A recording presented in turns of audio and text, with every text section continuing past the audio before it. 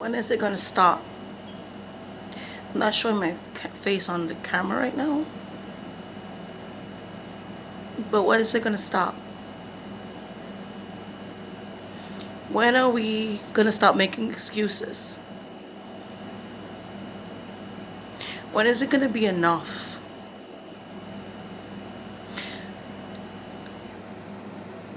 Families can go to Family Dollar and a child supposedly takes a dollar doll and parents are brutalized and harassed by police officers.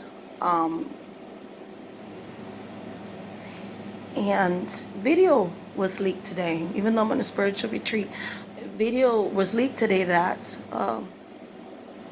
George Floyd, by a restaurant, was walked across the street. He wasn't even resisting arrest. He seemed upset, but he wasn't resisting arrest. He wasn't being threatening. They crossed him over, and you can clearly see the officers throw him on the floor. This man was literally had a knee on his neck and said to the officers, "I cannot breathe." And yet his pleas were ignored. I'm not saying all officers are like that. There's more good officers than bad officers. But we cannot deny the systematic racism that exists between black and brown people and police. I grew up in the cities of New York and seen a lot of police brutality. I've been a victim myself of police brutality. If you look at my February 29 days of Melanin Excellence, I talk about my incident and how I got tased twice and beaten by two racist police officers, merely for crying and showing emotions, and was accused of a lot of stuff.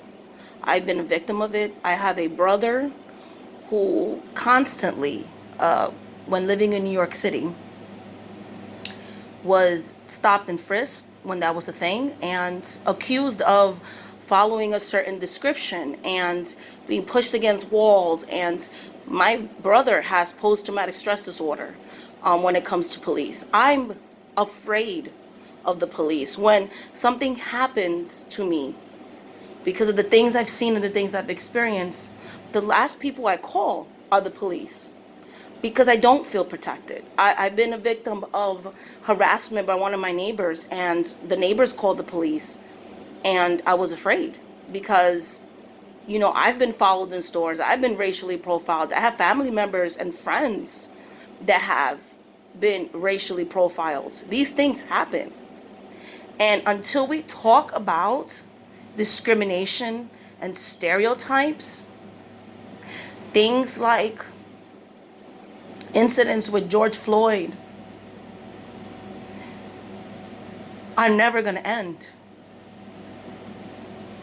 Are never going to end. Something needs to be done.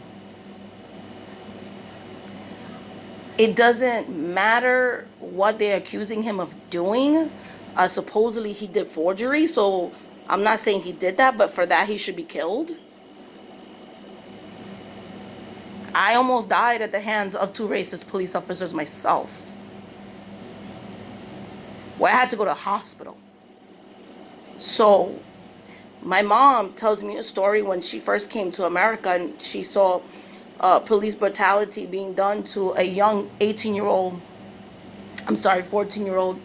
black man, teenager really, for hopping the train in New York,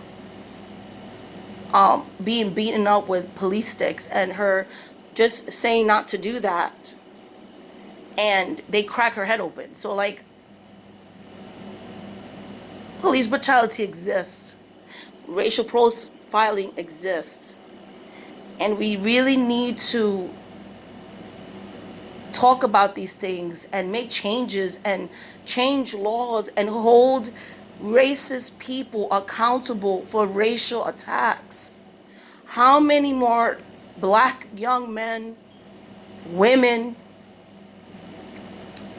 Brown people, marginalized people have to be hurt, killed, maimed before these laws change. Black and brown lives matter. They matter just like every other life. And we will never end racism unless we're willing to talk about it, to address it, and to stand up against it. And if you don't speak against racism, you're just as bad as the racist. It's time that if you're an ally, you need to be an ally. That's why I'm saying what I'm saying. As a biracial black woman and Native American woman, I cannot see these things and be quiet and not use my platform. Like, I'm literally on my retreat, but I can't even stay quiet. Like, I can't any longer stay silent.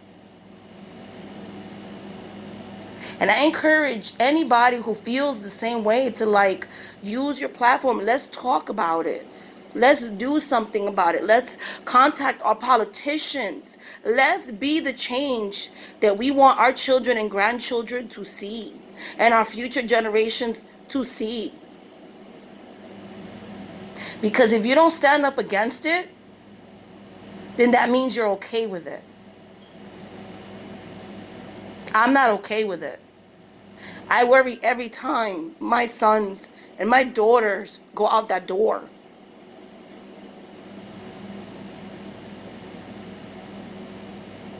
I remember not even that long ago, I got literally pulled in Family Dollar because my bag rang, and they looked at all my stuff, and if it wasn't for my ex-husband being with me, I probably would have been a victim again of police brutality. But he would not let them do certain things. He used his privilege to help me. He used his privilege to help me because he's not a black or brown person. You know? He knows that he has privilege. You know? So, this is not okay. This is not okay. My heart really goes out to George Floyd's family. This man did not have to die like this.